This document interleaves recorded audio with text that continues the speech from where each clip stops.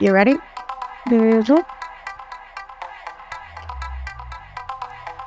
Hi, I'm Susanna Baker, and welcome to Wynwood Magazine Podcast. As you know, Wynwood Magazine Podcast brings you the trailblazers, the trendsetters, the legends, and the icons. And today with me, we have the legendary Retna.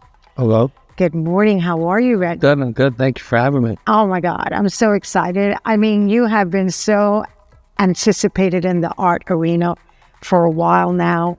And, you know, having you back in Miami, for me, it's like I'm still pinching myself. I really am. It's almost surreal. But, you know, last time when I saw you was 5 years ago, and I met your beautiful girlfriend, Veronica. Right. But now I find out that it's Veronica Mudrun Lewis. That's right. I got married just recently, a couple of months ago. And, you know, she's the CEO of the company, and we've been doing really, really well. Moved out to Fallbrook, got rid of the studios in downtown, moved out that way, and, yeah, things have been good. Well, let me tell you, I got to tell you, the collaboration, a partner that collaborates with you both in life and also in the creative process, how has that, and that she's also, like you, also big in being an advocate for human rights and has a nonprofit, has that changed your, like, new perspective with the art world, with dealing with charities? And you know, I've always dealt with charities. It's been good to see her you know, her outlook and her approach on things, and to support. I see that she's genuine from where she comes from in those matters, and you know, it's been great to have her as a creative force with me in my work. You know, when things never get dull, there's always a moment of excitement and keeping things fresh. And she's a creative in her own spirit, and she's been able to harness some of my wackiness or some of my craziness and kind of been able to composite it in a more controlled state so that we could share with the public and stuff like that. So it's really, really good, you know, on multiple facets of what we do. Well, I definitely agree. I think it has been wonderful, and I just am so looking forward to the future and seeing what more evolves. Talking about the future, which we're all anticipating, let's stop for a moment and talk about some of your personal challenges from the past that has happened and that you have gone through. Okay. And I wanted to ask you, how has those experiences and challenges from the highs to the lows, make you now look at evolving in your artwork? Is it going to change? Is it going to stay the same? Where are you seeing the evolution of you know, I think that everybody has challenges in their life, right? I have multiple instances where I have to be grateful that I was able to surpass them and get through them. And, you know, one of the most recent ones was one that kind of tore me was where I lost the studio and stuff like that.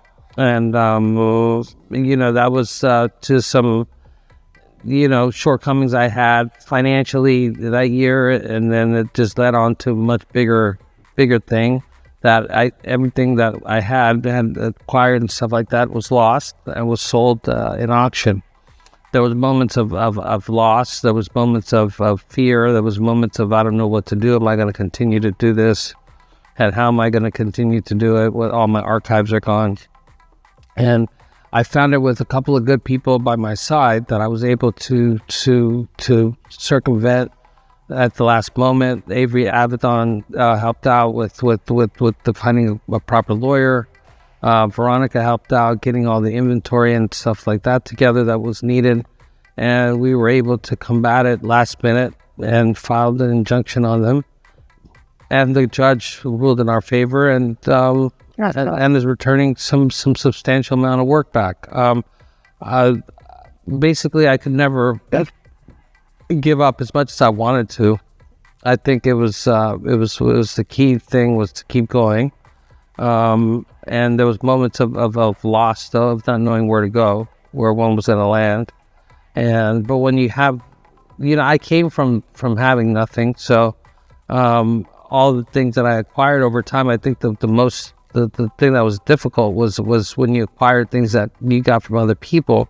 My stuff, as much as I want to say that it was hurtful to lose, it was more the things that I gained from other people. The mementos, the things that honored the death of other artists and stuff like that. Things that you can't rectify and stuff. But I made my my agreements with them and what happened and to forgive me in those matters, and then I just moved on and just kind of kept fledging forward, And that's what it's all about. Yeah. That's really what it's all about.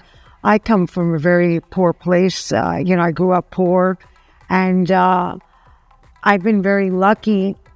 And I see myself when I am challenged in my life, and always, the doors knocking of foreclosure or losing and just juggling. And also, in my business as a curator, the market of art is affected in my level when there's a major recession, and things like that, which we always go through in Miami with the Zika virus, the only virus that hit in Wynwood in 2015. But they say, necessity is the mother of invention. Right. And that's how we reinvent ourselves. And one of the things that you said that kind of brought me like it was almost like heart-wrenching. And you say it's so clear in your video of the John F. Kennedy Center when you were commissioned to do that beautiful phrase that John F. Kennedy spoke upon. And you said that, unfortunately, sometimes as an artist, you have to be in a very depressed, your best work comes from a very depressed state of mind. Right. And that you find that when you're super depressed, that's when great things come off. And I know that's a decade ago, more than a decade ago. Do you feel that way still now? No, I don't. Now I kind of try to approach it from the exact opposite place. I try to express it from a happy place, from a more grateful gratitude place, and then I'm finding that I'm able to still have the same calmness in the work that's not so erratic, and the spiritualities, which is what I'm gaining for, right, in the work, is seeming to get there from a much more stable place, as opposed to the erratic behavior that I was confronting with before. Right. I got to tell you, when I was going to Colorado on a plane, and I was visiting my son and my little granddaughter, and I had heard you were coming in town the day I was flying. Oh, is that right? Yeah, you were coming in for Art Life. Okay. And I knew the buzz was in town, and it was resonating all around. Retna's coming back. And I was like, what? Retna's coming back? No way. And I started to research, and I said, oh my God, Art Life, his own show. Oh my God, this is like amazing. So just like me, you had all these people anticipating your return. How has it been being away? Because you stepped away from the public art scene for a while to go through your personal challenges, to come to now 180-degree, unbelievable, spiritual, peaceful, just thinking, filled of gratitude.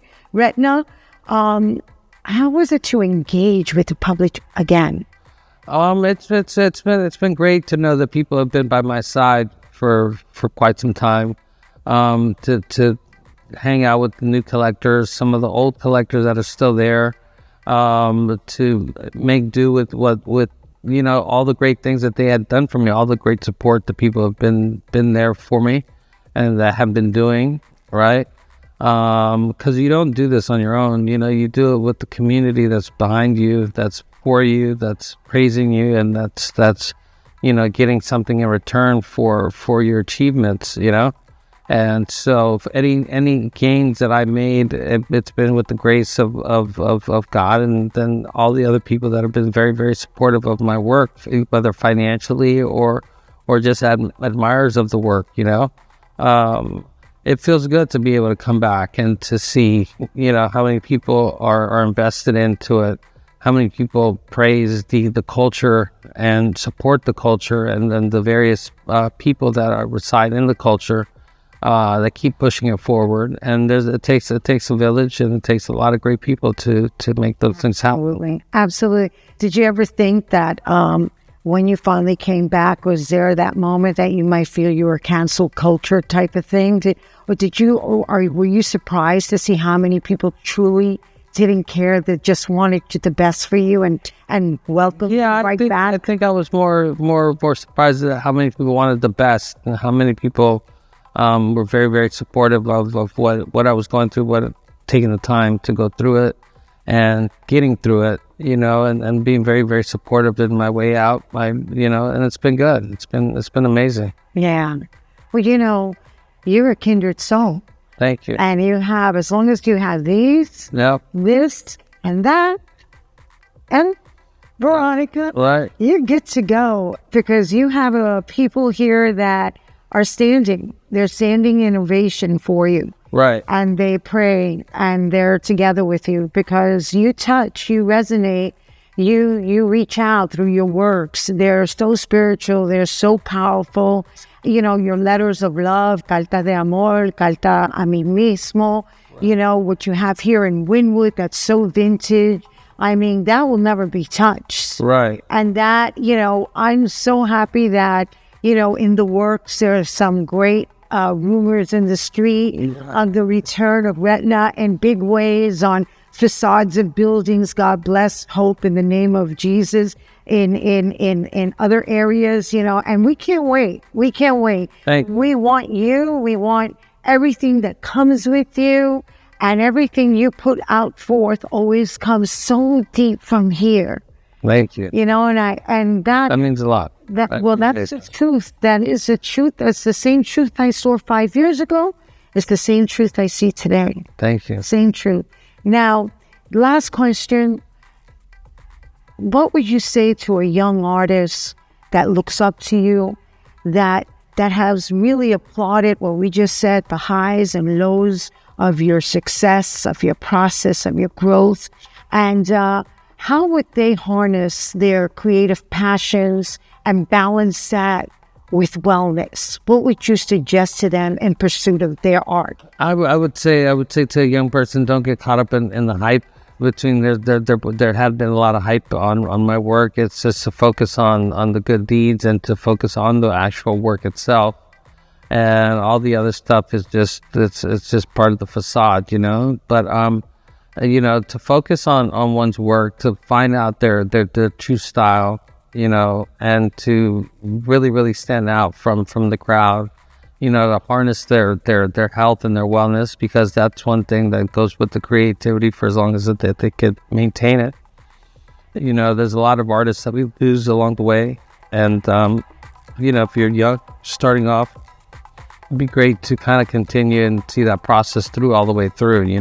Make your parents proud, make your family proud, and make your collectors and everybody else proud of investing in who you are, because you're committed to a long-term life of doing it, being a patron of the arts, whether you're an artist or you become a collector, and there's a lot of facets that you might fall into it. So I just say pursue all of it with the great degree of truth, honesty, and love, and then you should be great. I think that's awesome. That's awesome advice. So we just had the legend Retna, and as he says, don't get stuck in the hype and all the hype that happens in the art world, but stay true to yourself. And I'm so happy you stay true to yourself. Thank you. We love you. Thank you. And we're applauding you, and we're right here for you. We can't wait to have you back. All right. Thank you. Thank you. Thank you. Thank you. Thank you, Sue.